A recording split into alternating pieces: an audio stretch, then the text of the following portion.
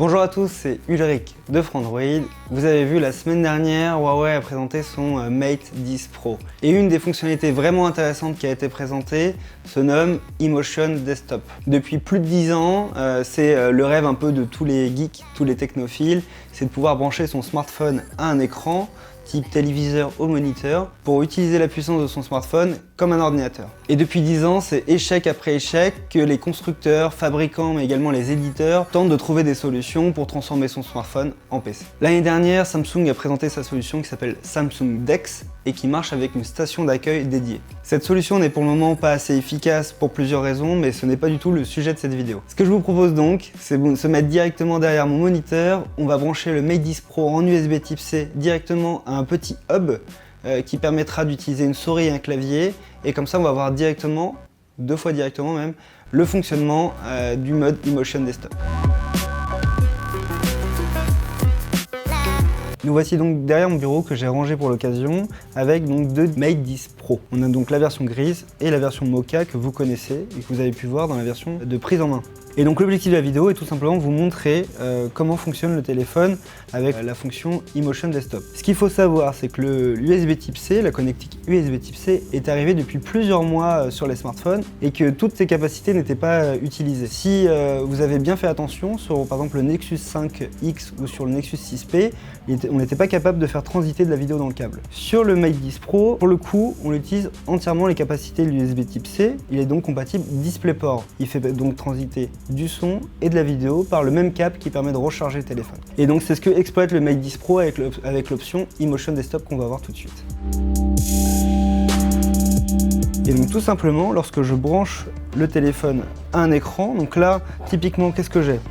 J'ai un hub que j'utilise d'habitude avec mon Mac Pro, sur lequel est branché un clavier, une souris, un casque audio et un écran qui est ensuite branché en HDMI. Du coup, lorsque je branche le Mate 10 Pro à ce dongle USB type C, tout simplement, le téléphone va être reconnu, en tout cas va reconnaître les accessoires branchés, et va basculer automatiquement donc sur l'interface eMotion UI Desktop. Ce mode eMotion UI Desktop, on va s'y intéresser, mais juste avant, je voulais vous montrer aussi la capacité qu'a ce téléphone, et donc ce qui n'est pas possible sur la plupart des smartphones en réalité, c'est de pouvoir faire du mirroring, tout simplement.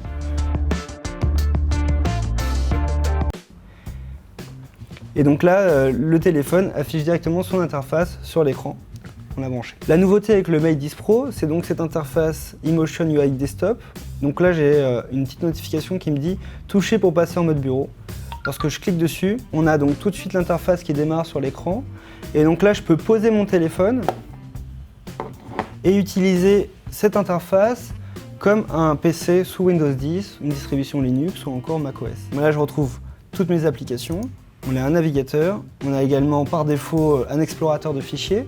Vous allez pouvoir gérer directement vos images, les ouvrir en plein écran. Vous avez également une galerie qui permet de défiler, comme sur votre téléphone, les différents visuels. Donc jusque là ça fonctionne. Et regardez, le clavier est fonctionnel aussi. Et le casque audio branché en USB est également fonctionnel. Et vous retrouvez également les applications qui sont pré-embarquées dans votre téléphone que vous avez installées via le Play Store. Et d'ailleurs, du coup, je vais changer de téléphone. C'est ce qui va être intéressant. Donc là, je change le Mate 10 Pro. On est sur un Mate 10 Pro où les applications sont déjà configurées. Donc là, pareil, j'ai branché le téléphone. D'ailleurs, je vous avais pas présenté ça, mais on a un mode clavier virtuel et souris qui permet, lorsqu'on n'a pas un clavier et une souris connectés en USB type C ou clavier souris sans fil, de pouvoir contrôler l'interface. Voilà. Donc ça fait office d'un pad tactile directement pour pouvoir contrôler eMotion. Et donc là, je vais retrouver l'essentiel de mes applications du Play Store qu'on a installé sur son téléphone.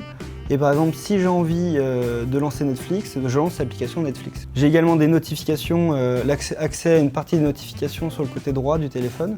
On va donc pouvoir également gérer les réglages, donc comme le Bluetooth, le Wi-Fi, les données mobiles, prendre des captures d'écran. Et vous avez également accès directement à la batterie. Et ce qui est intéressant avec ce mode-là, c'est qu'il vous permet également d'utiliser votre téléphone à côté. Vous pouvez également donc consulter votre téléphone, décrocher si vous avez un appel, passer un appel, sans derrière bloquer ce mode PC qui est chargé sur l'écran. J'ai rebasculé sur le Mate 10 Pro, le premier Mate 10 Pro, pour vous montrer la fonction qui permet de recevoir des appels tout en utilisant le mode PC. Donc là, je suis en train d'utiliser mes applis. Et là, du coup, j'ai reçu un appel sans que ça bloque bien sûr l'interface PC de eMotion UI Desktop. L'idée de cette démo, c'était donc de pouvoir vous montrer à quoi ressemble eMotion UI Desktop. Vous avez donc un mode mirroring qui est plutôt classique, que vous connaissez déjà depuis plusieurs années, mais ce mode est fonctionnel.